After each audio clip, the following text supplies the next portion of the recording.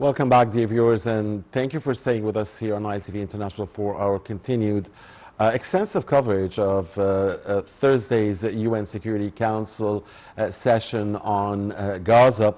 The session that ended with a U.S. veto on a resolution that was drafted by the 10 elected members of the UN Security Council that had called for an immediate and permanent ceasefire in Gaza and the release of all hostages there, and also the delivery without obstacles of aid, much needed aid to the suffering civilian population in Gaza. The US veto was used against the 14 other yes votes in favor of the resolution.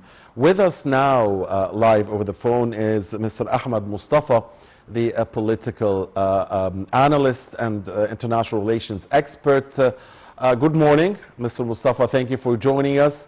So, surprise, surprise, here is another U.S. veto. Your comments?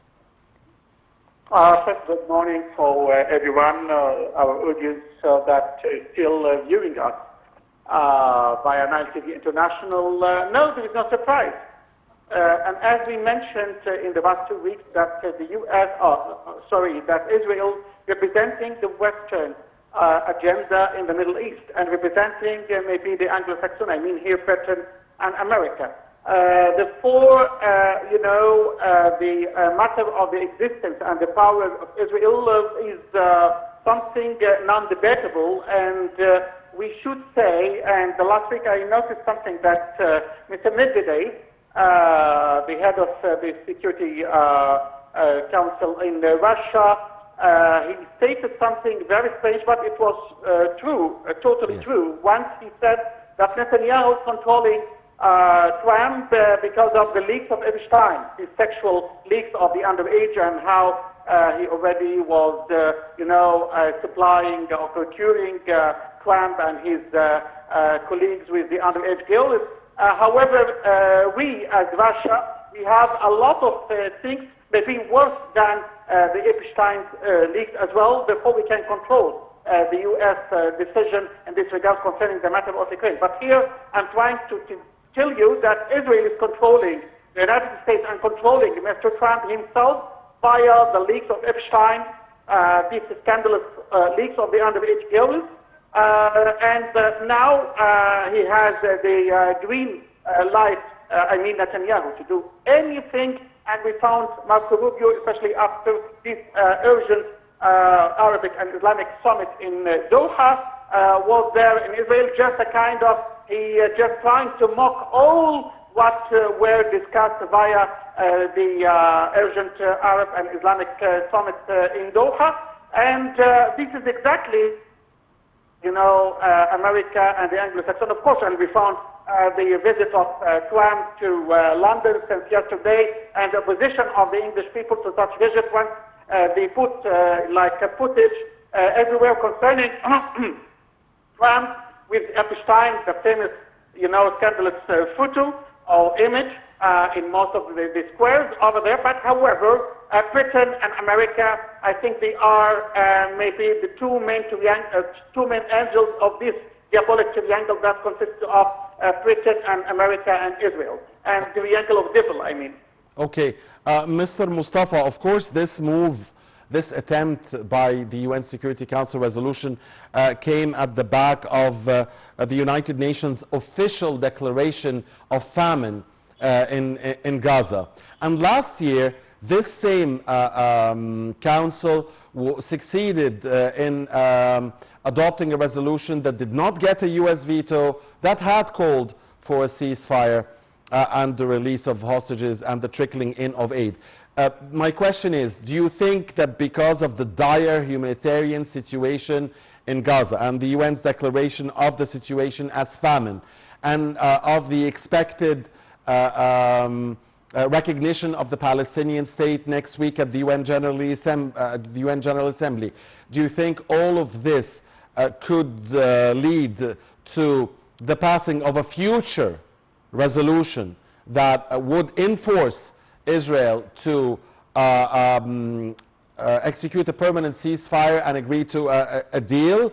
Or do you think that war crime suspect Netanyahu is moving on his way regardless of what the Security Council will reach, or even regardless of the position of, or the threats or the warnings of the 57 Arab and Muslim countries?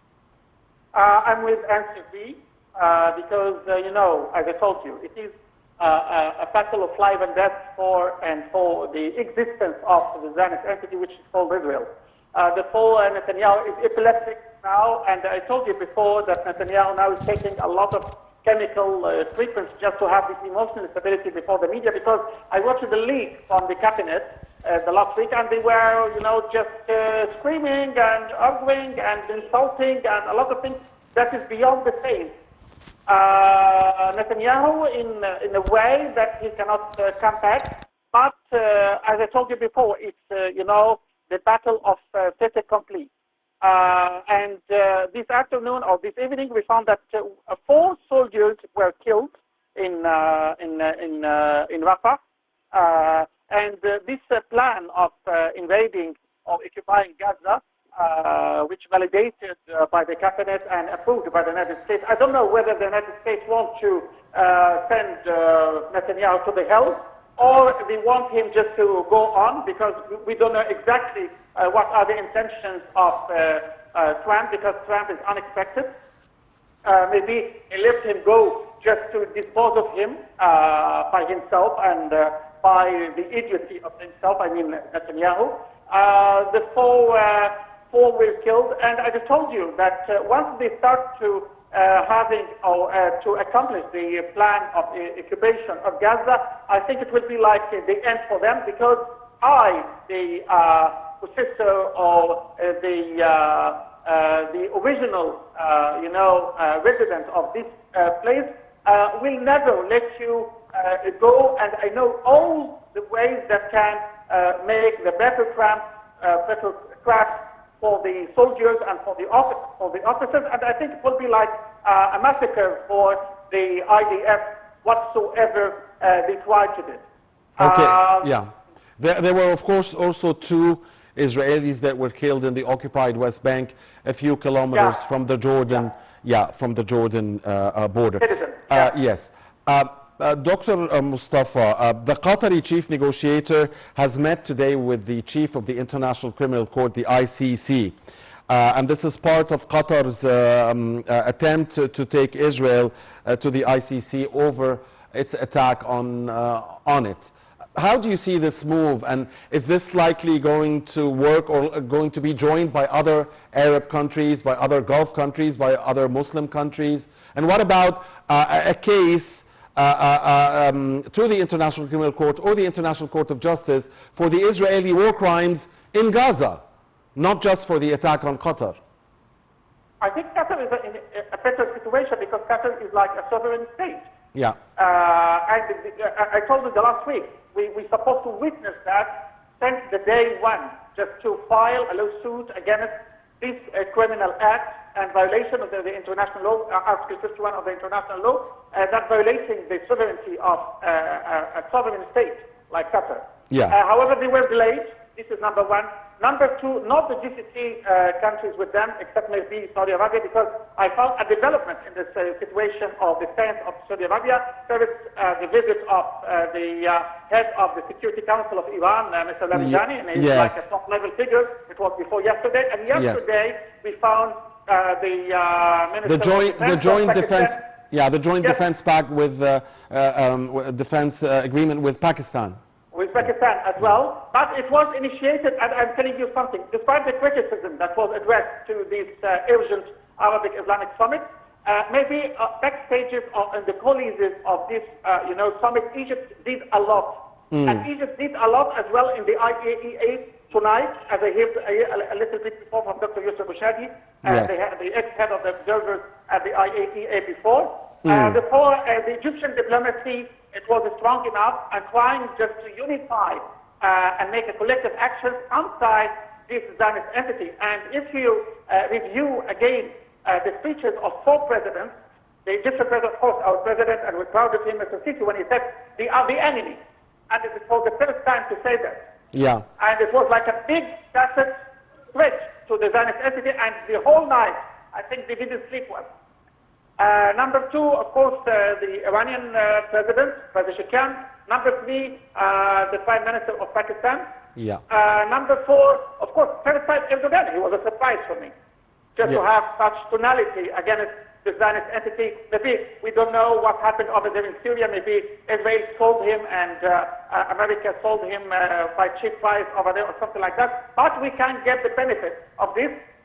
The position of Egypt, especially in the B8, including those 3 countries that represent the best and the strongest armies in the Middle East, or especially in the Islamic world, can make something in this time peace.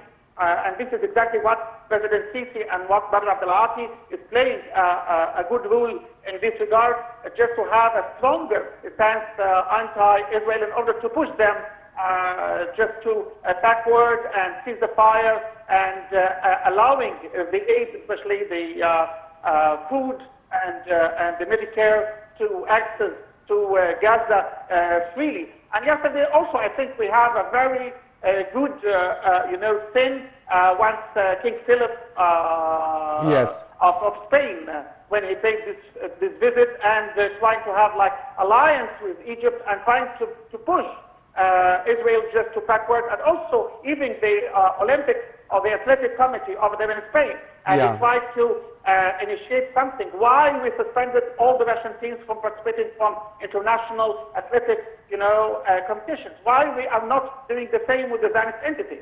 And this is a very progressive situation from Spain as well. It is. Yeah, and of course, I mean, the Spanish position, the Spanish stance, I mean, must be cherished really by all of us here in the Arab and Muslim world, and by the free world at large. Don't forget that Spain is called like the Arabs of Europe. They are hot-blooded, and they are close to us, and they are very close to Morocco, for example, and we have 2 cities in Morocco. Therefore, they are aware of what's going on, and even this fleet of freedom or liberty that started from Spain. That is destining Gaza just to, freak the siege of Gaza. Yeah, the Barcelona flotilla. Yes. Yeah. Now, so Dr. Mustafa, so you think the snowball, the Arab and Arab and Muslim snowball, has started moving now with the leadership of Egypt, with Pakistan, with Saudi Arabia, with Iran, with Turkey? I mean, do you think the snowball has started moving? Because, I mean, for a long time now, public opinion in the Arab and Muslim world has been waiting for a movement against Israel. So do you think the snowball is now moving? Yeah, you are right. You are totally right, Mr. Mohammed. And what we are witnessing nowadays, and I think the next week, via or coinciding with the commemoration of 80 years of establishing, the United Nations and the UNGA, we'll witness a lot of battles, especially diplomatic battles, whether on a stage or on the coulisses or the backstage of the UNGA, because enough is enough.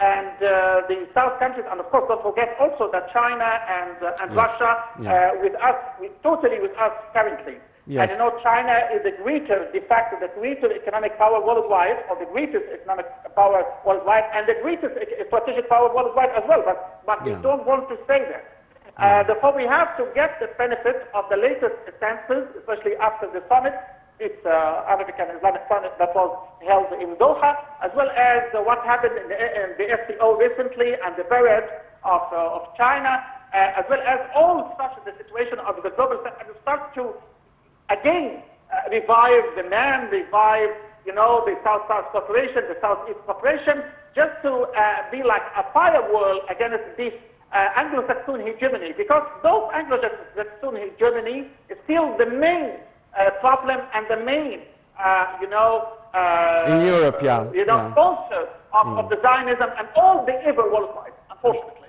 Yeah, and speaking of Russia, because you just mentioned how the Russian position looks like, I mean, listening to the Russian representative at the UN Security Council earlier on Thursday, I mean, he had some very harsh words to the United States. I mean, he said that it was silly, entre parenthèses, that the US was accusing Hamas, that it was the reason for not reaching a ceasefire. He said because Russia believed clearly that it is the action of the actions of the Israeli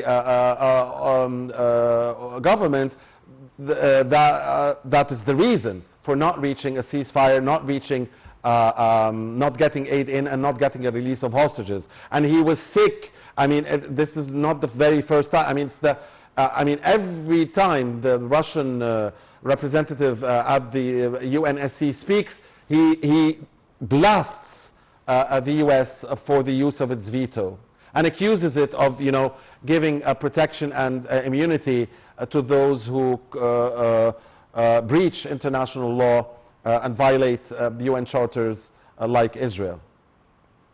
Yeah, I totally agree. Mr. Nebinizia, the representative of Russia at the Security Council, he's a professional guy, and he knows. And not also Mr. Nebinizia, but as I told you, Medvedev, the last week, he told America, if you were afraid of Epstein leaks, we have a lot of things worse than that. Yes. This is why one of my articles, once there were these Alaska talks between the Tsar, Mr. Putin, and this unhinged Trump, I said, this is the Lord and the unhinged folks. And once I was talking about the Lord, because I know that Mr. Putin, he has a lot about Trump and about America and about his administration. This is why there was a difference in the way Mr. Trump welcomed Mr. Putin and how Mr. Trump was teaching the EU representatives in this famous, you know, meeting at the White House.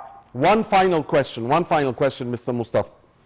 For how long can the US risk losing their allies around the world? Or are they risking? Because, I mean, maybe your answer is no, they will still have their allies everywhere. But other analysts would say no, the way the US is acting, they're even losing their allies in Europe.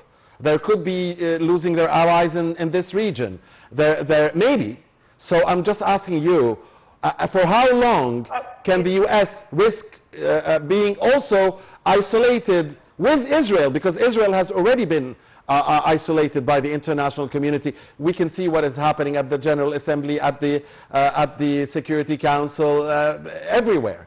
So Israel is already isolated.